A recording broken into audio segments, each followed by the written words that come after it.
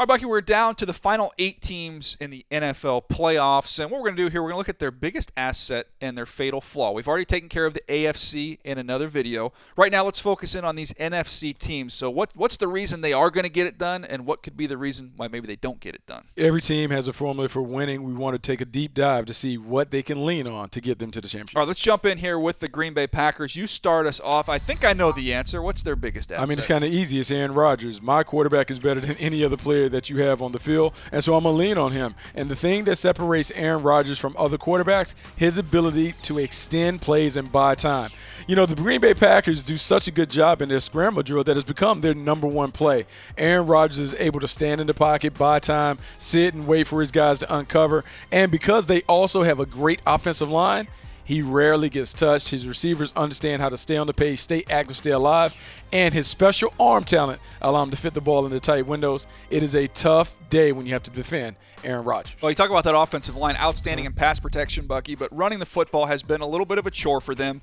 You see an example here of just some execution. This is a difficult block you're asking your guard to make right here. Asking him to reach up and scoop out this linebacker here at the second level. He can't get across his face. I believe that's Casillas. He stays front side and makes a nice tackle there at the line of scrimmage. So they can pass protect all day long, but they've got to be able to drive people off the ball and make difficult blocks like that to get that running game cranked up. They got to get the running game going if they want to make an extended stay in the postseason. You have to have balance to play for a long time. Need to see them run better. All right, Seahawks, we talked so much about that secondary, Bucky, but I'm going to say right now their greatest asset, the reason why they will win and continue to march on to the playoffs, is what they do up front with their pass rush. They'll run a lot of different games, and they are very, very good at it. You see Bennett here wrapping around, and then he comes underneath and collects a sack. They can get after the quarterback off the edges and with some inside pressure as well. That's the key to them moving on in this tournament. It's absolutely the key to them being able to move on is to play great defense. But the thing that complements their defense is really good offense. The biggest problem that I've seen from the Seattle Seahawks has been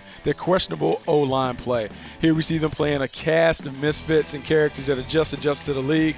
Fant can't necessarily get it done on the edge. And if you can't protect Russell Wilson, he gets knocked around, and you can't run the ball behind Thomas Rawls, you can't become the bully on the block in the NFC. So for the Seattle Seahawks to make an extended stay, a long run to postseason, their offensive line has to play much better. All right, they're going to match up with this team, though. What do you say the Falcons is their greatest asset? I mean, Julio Jones' ability to be able to get over the top has really helped Matt Ryan play at an MVP level. Matt Ryan leads the league in passer rating on deep throws. Julio Jones makes it easy because he creates so much separation. Is he open? I mean, this ball was thrown inside. If it was thrown to the perfect spot, that should have been a touchdown. Julio Jones is a problem. With Matt Ryan throwing to him, you have to make sure you stop this combination to stop the foul. All right, fatal flaw, though, on the defensive side of the ball. I'm going to go their pass defense here, Buck. You're going to see Willie Snead operating in the slot, going to give him a free release.